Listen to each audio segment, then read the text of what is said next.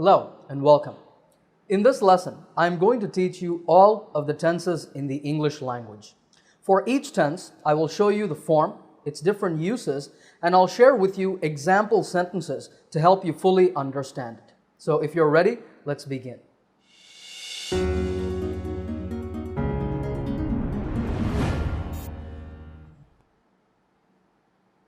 Before we get into the lesson, here's a chart showing all of the tenses. There are 3 times: present, past, and future, and 4 aspects: simple, continuous, perfect, and perfect continuous. The times and the aspects combine to make all of the 12 tenses in English. The present time and the simple aspect make the present simple tense.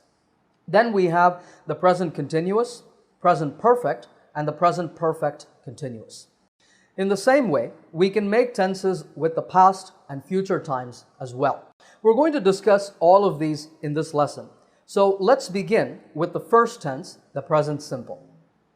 We make the present simple tense with a subject like I, you, we, they, he, she, or it, and a verb in the present or the V1 form.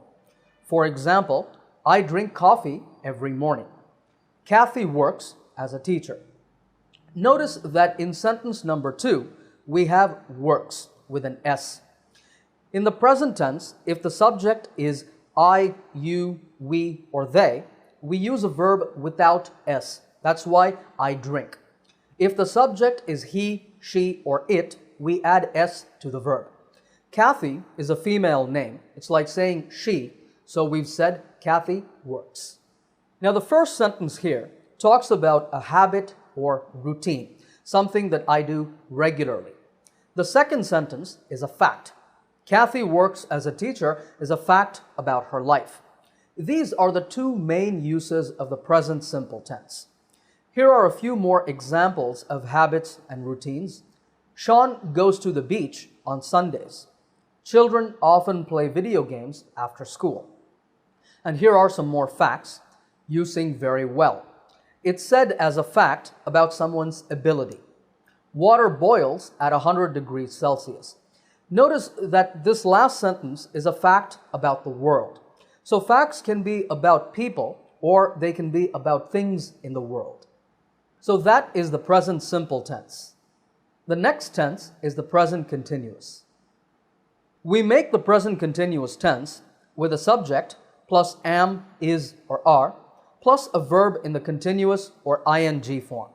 We say I am, he, she, it is, and you, we, they are. For example, I'm drinking coffee right now.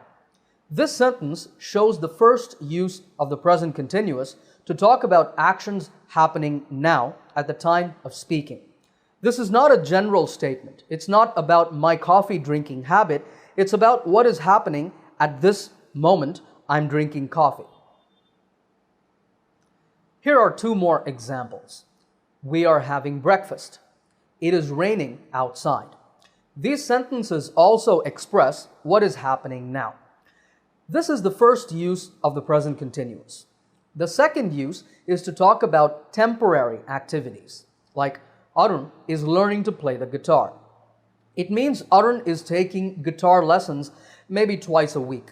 So he is in the process of learning to play the instrument. A couple more examples. I am watching a really interesting TV series at the moment. My sister is staying with us for a couple of weeks. The third use of the present continuous is to describe changes that are taking place or happening now. English lessons on YouTube are becoming very popular.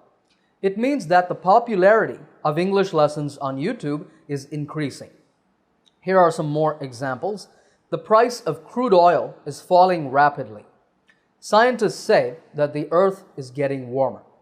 So remember that the present continuous tense is used to talk about actions happening now, temporary activities, and changes that are taking place. Alright, so we've discussed the present simple and the present continuous tenses. Let's now talk about the past simple and past continuous. Past simple first. We make the past simple tense with a subject and a verb in the past or the V2 form. This tense is used to talk about completed actions in the past. For example, I played soccer with my friends last Saturday. Karen gave us a present for our wedding anniversary. The verb in the first sentence is play. We make the past form by adding ed to it. We do this for most verbs, but some verbs have special past forms. You see that in sentence number 2, gave. This is the past tense of the verb give. We say give, gave, given. Given is the past participle or the V3 form. These types of verbs are called irregular verbs.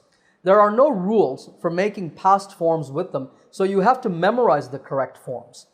You see some examples on the screen, but of course there are many more in English. All right, here are some more past simple tense sentences. We received the package this morning. My grandfather built this house in 1968. Antonio lived in Malaysia for 5 years. Okay, let's now move on and talk about the past continuous tense. Here's a sentence first. I was having dinner with my family when the doorbell rang. We're going to put this sentence on a timeline. That side is the past, in the middle is now, and over on that side is the future. Our sentence says, I was having dinner with my family. This shows an unfinished, ongoing action in the past. So, I was in the middle of having dinner and something happened. The doorbell rang. So, I had to put down my spoon and fork, get up from my table, and go and see who it was. So, the past continuous tense talks about an unfinished, ongoing action in the past. And normally, we also mention another finished action that interrupted it. We make this tense with a subject plus was or were plus a verb in ing form. We say was for the subjects I, he, she, it, and were for you, we, and they.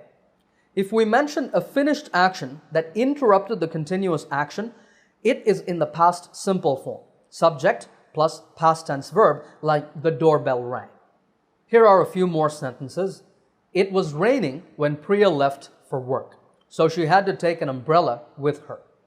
The power went out while the children were studying. Here we mention the continuous action second, the children were studying, and the single finished action first, the power went out. While we were waiting at the bus stop, we saw a car accident. Thankfully, nobody got hurt. Okay, that's it for the past continuous tense. But before we move on to the next tense, let's do a quick comparison of the 4 tenses we've looked at so far. I drink coffee every morning is in the present simple tense. As you can see on the timeline now, this tense expresses a habit or a routine, something that happens regularly. I am drinking coffee right now is in the present continuous tense. It means that I am doing this action, drinking coffee, at this moment. I drank coffee yesterday expresses a finished action in the past. That coffee is gone. So this sentence is in the past simple tense. And in the last sentence, I was drinking coffee this morning when I got a phone call from my boss. We see 2 actions. One is an unfinished continuous action. I was drinking coffee. That's a past continuous form. And in the middle of that, something happened. I got a phone call from my boss. That is a past simple tense form. So my boss said, we need you at the office. It's important. Get here right now. And I had to throw out my coffee and rush to work. Anyway, let's move on. We're now going to look at the present perfect tense.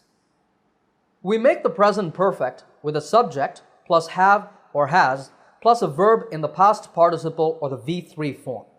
We say have if the subject is I, you, we, or they, and has if the subject is he, she, or it. For example, I have taught English to many students. Ashley has visited France 4 times. We have seen 2 movies this week. The present perfect tense has 2 main uses. These sentences show the first use to talk about experiences. Sentence number 1 is about my experience in my teaching career.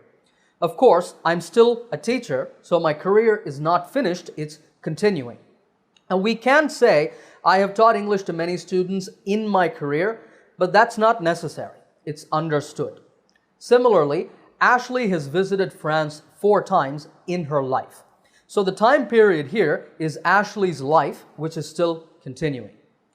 In the third sentence, the time period is this week. Maybe today is Wednesday, so this week is not finished. We might see another 2 movies before the end of the week. So in these sentences, the time period is continuing or ongoing. My career, Ashley's life, and this week. But if the time period is finished, we just use the past simple tense. I taught many students when I was a teacher. In this sentence, my career is over. It means I'm not a teacher now. I was for some time. During that time, I taught many students. But then I quit that line of work and became a pop singer. Ashley visited France in 2015. 2015 is in the past. We saw 2 movies last week. Again, last week is gone.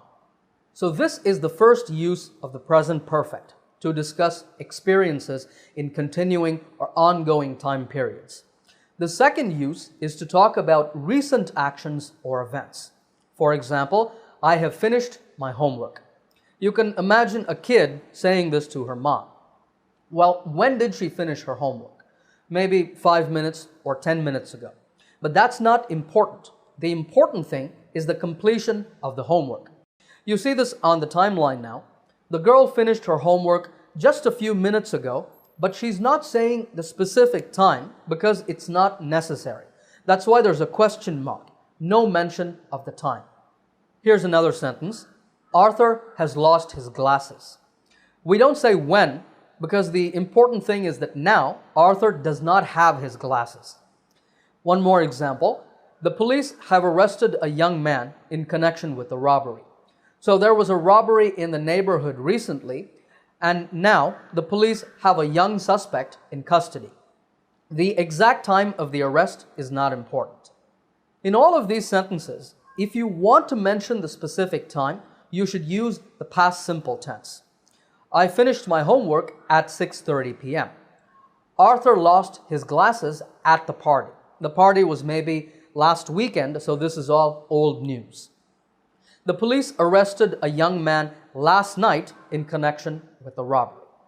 So remember that there are 2 main uses of the present perfect tense, to talk about experiences and to talk about recent events. All right, let's now move on to the next tense, the present perfect continuous. We make the present perfect continuous tense with a subject plus have or has been plus a verb in continuous or ing form. If the subject is I, you, we, or they, we use have. If the subject is he, she, it, we use has. For example, I have been waiting to see the doctor for 2 hours. You can imagine this lady saying that. So it means that she came to the clinic maybe at 5 o'clock and now it's 7 o'clock. She started waiting at 5. 2 hours have now passed and she is still waiting. So the present perfect continuous tense talks about an action that started in the past and is still continuing. In this sentence, we can also say, I have been waiting since 5 p.m. The difference between for and since is that for talks about the amount of time, like 2 hours. Since is used to mention the starting point of the action, like 5 p.m. Here's another sentence. He has been playing tennis since he was a child. He started when he was little, maybe when he was 5 years old, and he still plays tennis. Let's say he's 25 now, so he's been playing tennis for 20 years. A few more examples. She has been learning English for 8 months or since last October. We've been living in this town for a very long time, or since 1980. It has been raining all morning, or since 4 a.m. Now here, the duration is all morning.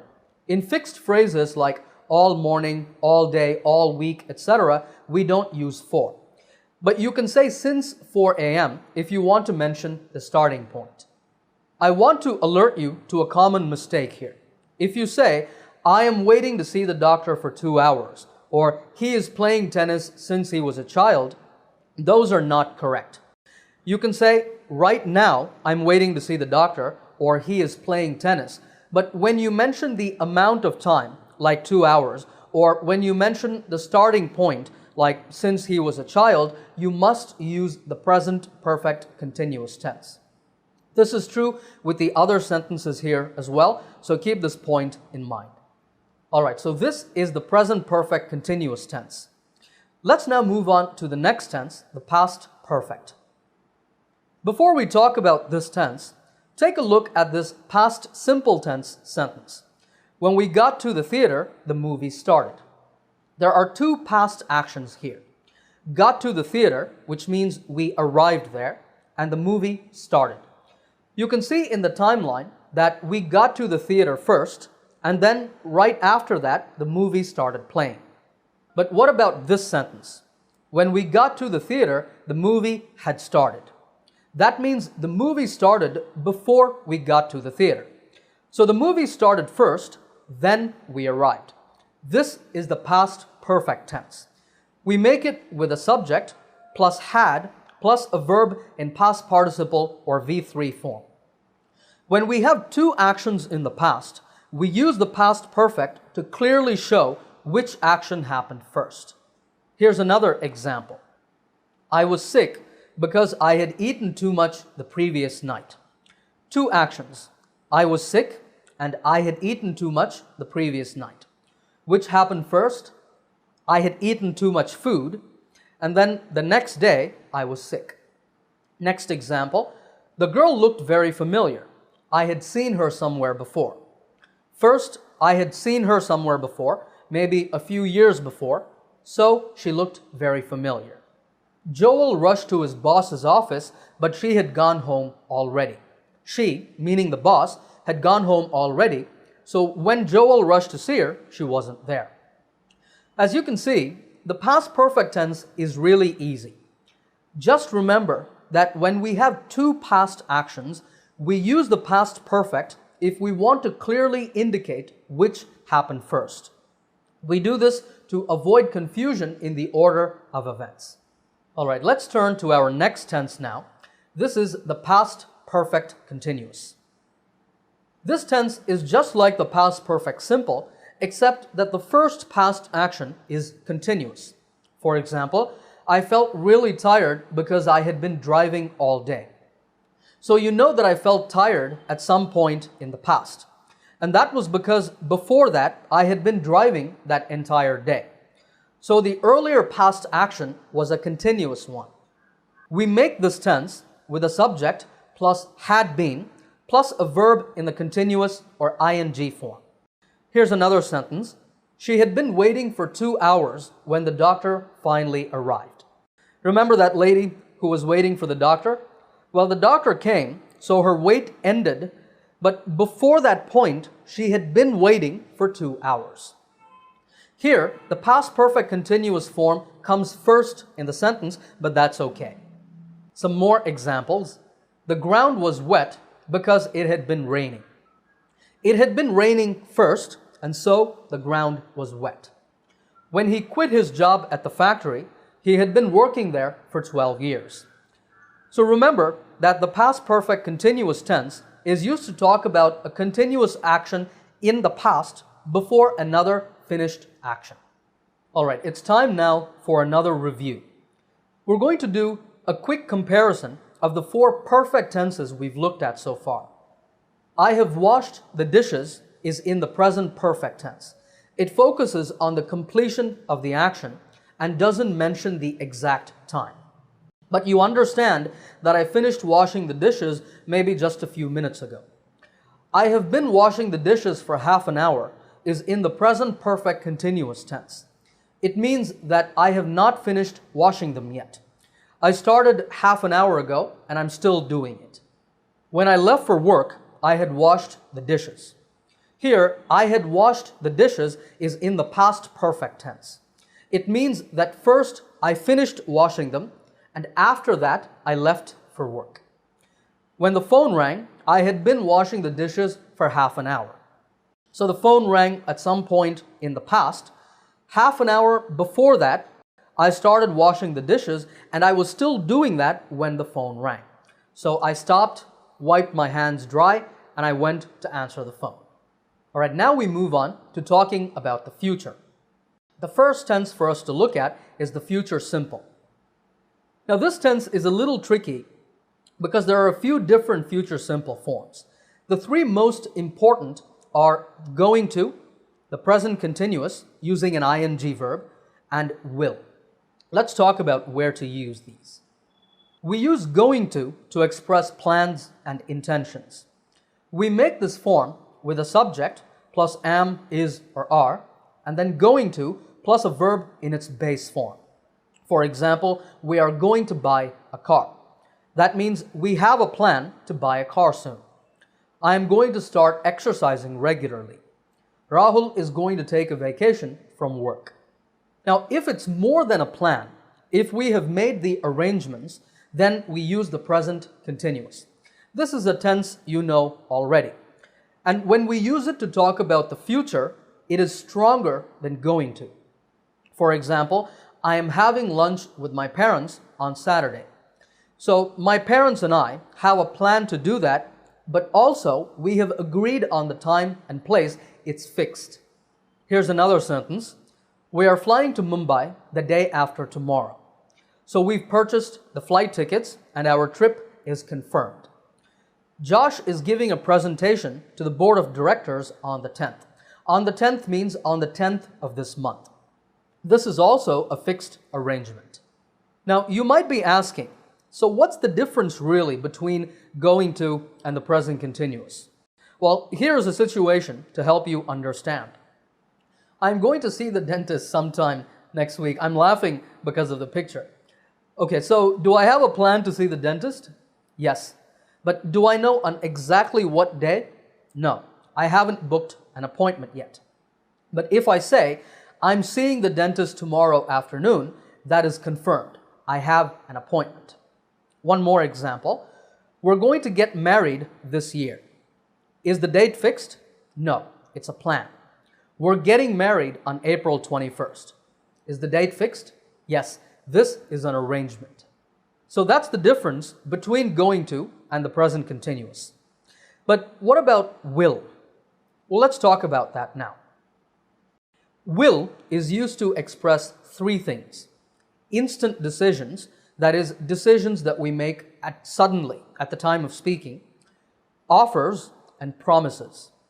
We make this form with a subject plus will plus a verb in its base form. At a restaurant, a waiter asks you, "May I take your order?" And you say, "Yes, I will have the burger and fries combo, please." This is an instant decision. You didn't plan 2 weeks ago to eat this food at this restaurant on this day. You just made the decision now. Here's another example. Someone says, "The phone's ringing," and you say, "I will get it." You just decided to answer the phone. The next two examples show will used to make offers. These files are really heavy. I will help you with them. So I'm offering to help this person carry the files. That person can say, "Okay, thank you," or "No thanks, I can do it myself." Similarly, "It's hard to get a cab at this hour. I will give you a ride home." You might say that to a colleague of yours when leaving work late. Your colleague might accept or politely decline your offer. And here is will used to make promises. "Can you lend me $200? I will pay you back next week." "Thank you for your email. We will respond within 2 business days." All right, so far we've talked about expressing plans and intentions with going to, fixed arrangements with the present continuous, and the three uses of will: instant decisions, offers, and promises. But there's one more future function that you need to know about, and that is making predictions. To make predictions or guesses about the future, we can use both will and going to.